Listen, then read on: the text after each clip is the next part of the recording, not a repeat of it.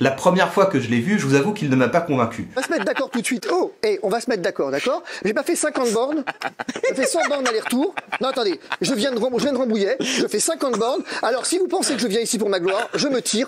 Pour moi, il faisait n'importe quoi. Ou plutôt, il faisait exactement ce qu'il faut faire si on veut perdre toute crédibilité. Il cumulait à première vue les 5 péchés capitaux du débat. Premièrement, il attaque sur la personne de ses adversaires. J'ai 2 problèmes avec vous. Soit vous n'écoutez rien, soit vous ne comprenez rien. Deuxièmement, il s'énerve. Mais dites-moi, vous me dites que ça a été prouvé, dites-moi par qui? Fabrice, juste par les chiffres. On le laisse... Non, quel chiffre? On le laisse finir. Troisièmement, il se montre supérieur et méprisant. Je veux dire, excusez-moi monsieur, sans avoir recours à l'argument d'autorité, je pense qu'en matière de santé publique, je pourrais vous en apprendre un certain nombre. Quatrièmement, il se désynchronise de l'ambiance du plateau. Je prends le principe de précaution, c'est quand effectivement, pardon, hein, mais on prend le principe de précaution lorsque j'ai un degré de certitude ou de probabilité suffisant pour prendre une mesure. Et cinquièmement, il est mauvais joueur, il quitte le plateau lorsque les échanges ne tournent pas à son avantage. Vous croyez qu'avec la carrière qui est la mienne, enfin, au revoir messieurs. De façon générale, je vous encourage à éviter coûte que coûte ces 5 péchés capitaux. Mais là, nous sommes sur un cas particulier, car malgré tous ses défauts apparents, Fabrice Divisio parvient à s'attirer la sympathie du public. Ça passe les téléspectateurs, Fabrice. Oui, oh là, 79% de oui. Bravo Fabrice, bravo. Ça vaut ce que ça vaut, mais ça m'a donné envie d'étudier son cas. Et à y regarder de plus près, il a bien une stratégie. Une stratégie que je ne recommande pas à tout le monde, mais qui est suffisamment intéressante pour vous en parler.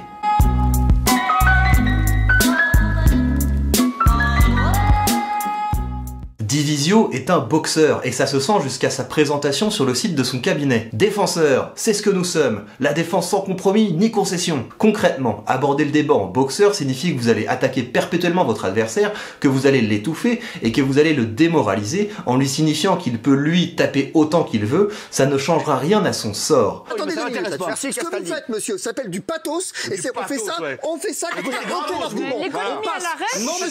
Non monsieur. Mais pour mener à bien ces stratégies, il y a 2 choses auxquelles vous devez faire bien attention. La stratégie de Divisio suppose que vous soyez à l'aise avec votre colère. Et là, il y a quelque chose à comprendre parce que ça peut vite déraper. Généralement, le premier qui se met en colère perd le débat. Cela vient du fait que la colère est une forme d'impuissance. Vous vous mettez en colère parce que vous n'avez pas été capable de l'emporter sur le terrain de la raison. Et vous avez d'ailleurs sans doute à l'esprit le meilleur exemple d'échec de cette stratégie de la colère. Les parents et les familles qui vous en... Et les parents... Non, je ne me calmerai ne montrez pas du doigt avec cet index pointé. Ségolène Royal rate son effet parce que sa colère a quelque chose de forcé. On sent qu'elle essaie de se mettre en colère. Parce que jouer avec le handicap, comme vous venez de le faire, est proprement scandaleux. Pourquoi ? Et sur ce point-là, Divisio a plus de métier. Oh, monsieur. Mais vous avez quel âge, monsieur? C'est bon. Je vous ai déjà posé la question ici, mais vous avez quel âge? Mais vous avez quel âge? Mais vous avez quel âge? Est-ce que vous avez 108 ans, excusez-moi. Oh, s'il vous plaît. Je sais très bien que tout ça vous amuse. Mais est-ce que vous vous rendez compte qu'il y a des Français qui pleurent? Pourquoi? Parce qu'un bon avocat, c'est quelqu'un qui parvient tout au long de sa carrière à se convaincre qu'il est là pour défendre les libertés individuelles face aux abus de l'État. Protéger les gens contre l'arbitraire, c'est ça le combat de la vie d'un avocat. Ces mots-là, ces mots que vous employez, on devrait les employer à genoux, ces mots de liberté. Attention, parce qu'on prend l'habitude de parler de nos libertés comme ça, mais c'est le jour où vous les aurez plus. Pour que votre colère soit efficace, elle ne doit donc pas être un prétexte, elle doit naître d'une menace qui pèse sur le combat de votre vie. Et là-dessus, Divisio est parfaitement aligné. Ce que je sais, c'est que quand le gouvernement vous emprunte une liberté, il oublie toujours de vous la rendre. Mais ce n'est pas tout. Pour que votre colère soit efficace, elle doit également emporter vos adversaires. Et c'est ça qui ne fonctionne pas dans la stratégie de Ségolène Royal, c'est que Sarkozy reste de marbre. Où avec moi, tous les enfants handicapés mentaux étaient accueillis à l'école maternelle dès lors que les parents le demandent. Si votre adversaire n'a pas l'air affecté, vous donnerez simplement l'impression d'avoir perdu le contrôle. Et c'est ça la force de Divisio. Sa colère est contagieuse. Mais monsieur, ouvrez les yeux sur le monde. C'est vous qui avez non, monsieur. Non, monsieur. Attendez, on passe, ça fait... En s'énervant et en énervant ses adversaires par cette attaque, Divisio parvient à créer un climat de chaos. Et c'est dans ce climat qu'il devient le plus redoutable. Le propre de la colère, c'est qu'elle brouille nos idées. Nous perdons en précision jusqu'à en dire à peu près n'importe quoi, même des choses contradictoires. Je vous dis une chose, je ne comprends pas votre discours qui est certainement très juste. Moi je suis approximatif, mais moi j'ouvre les yeux. Or, ce qui est remarquable avec Divisio, c'est qu'une fois qu'il a créé un chaos, il en revient aux bases de la maïotique, c'est-à-dire qu'il va adopter la position de celui qui cherche à mettre à l'épreuve les idées des autres. Ce qui me dérange, c'est que vous dites je suis approximatif et j'ouvre les yeux sans vous rendre compte de la contradiction en soi. Au cœur d'un échange qui devient bouillant, il reste focalisé sur la vérité et sur la validité. Aujourd'hui, le moindre relâchement et tout repart. C'est comment ça Mais qu'est-ce que vous en savez? Mais attendez, monsieur. Mais attendez, vous pensez. Attendez, il va te défoncer, laisse-le. Vous pensez.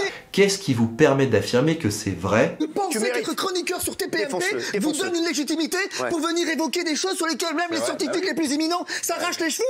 Même si c'est vrai, même si le constat est fondé, qu'est-ce qui vous permet d'affirmer avec certitude que la solution est efficace? Êtes-vous en mesure de me prouver que l'atteinte aux libertés fondamentales a été effectivement réellement efficace? Oui ou non? Le risque quand vous adoptez cette position, c'est précisément qu'on vous reproche de ne rien savoir. Vous êtes fort pour critiquer les idées des autres, mais au fond, vous, qu'est-ce que vous en savez?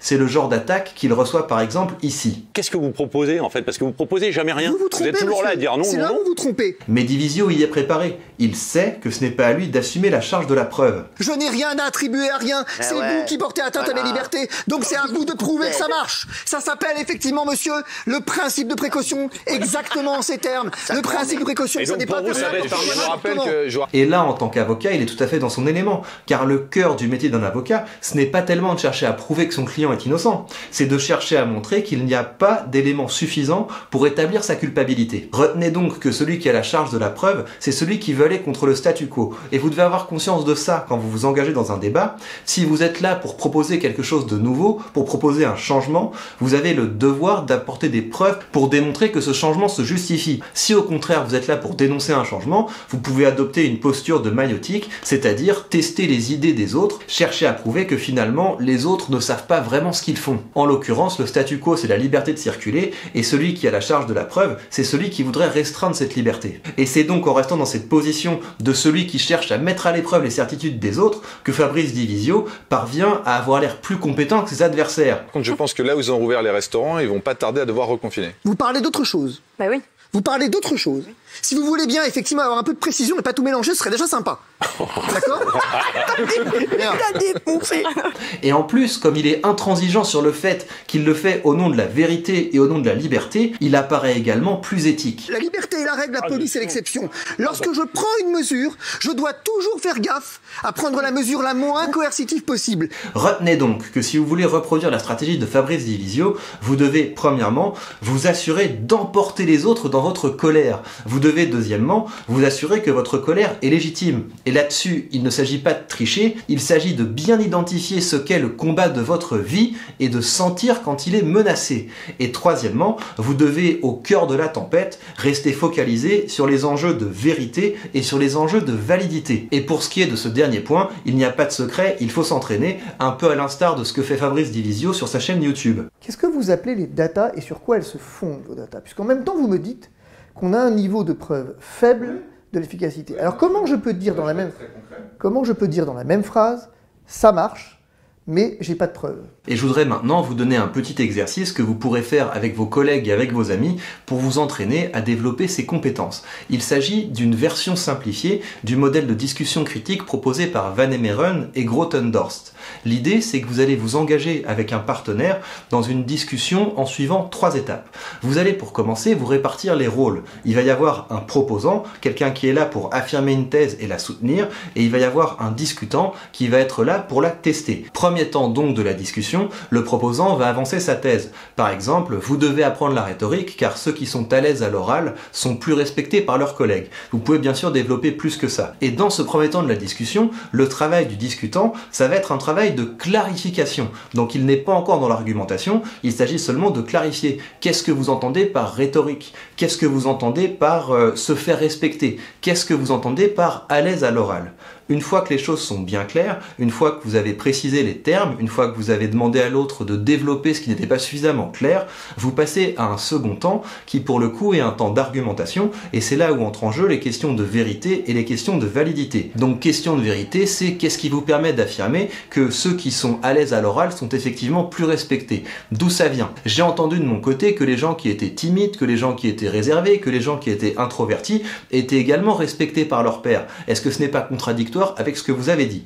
Donc ça c'est pour les questions de vérité, et puis ensuite on en vient aux questions de validité. Même si on s'accorde sur le constat que les personnes qui sont à l'aise à l'oral sont plus respectées, est-ce que la bonne stratégie c'est effectivement de former tout le monde à la rhétorique? Est-ce que ce ne serait pas plus efficace de former les gens à mieux écouter ceux qui sont moins à l'aise à l'oral? Et une fois que vous avez bien testé les arguments, vous en passez à un dernier temps de la discussion qui est un temps de conclusion et qui est fondamental pour que la discussion ait servi à quelque chose. Et donc là, le rôle du discutant, ça va être d'établir les points d'accord. Donc on a réussi à s'accorder là-dessus. Ça va être également d'établir les points de désaccord. Là-dessus, j'ai pas encore été convaincu et vous devez être capable d'identifier si c'est un problème de fait, il n'y a pas assez d'éléments pour que vous soyez convaincu, ou si c'est un problème de valeur. J'ai une perception différente, j'ai une approche différente. Et puis dernièrement, et c'est aussi un élément fondamental, vous devez être capable d'identifier les points où il ne peut pas y avoir encore d'accord ou de désaccord parce que vous manquez d'éléments, parce que vous avez besoin de faire plus de recherches. À terme, j'aimerais organiser ce genre de discussion sur ma chaîne secondaire, mais je vous tiendrai au courant. En attendant, exercez-vous de votre côté en pratiquant l'exercice que je viens de vous donner, mais également en regardant des vidéos de ce genre-là. C'est comme ça qu'ensemble, petit pas après petit pas, nous allons affiner nos idées et faire grandir notre pensée. Je vous remercie infiniment d'être toujours plus nombreux à m'accompagner chaque dimanche, ça compte beaucoup pour moi. Prenez bien soin de vous et à bientôt.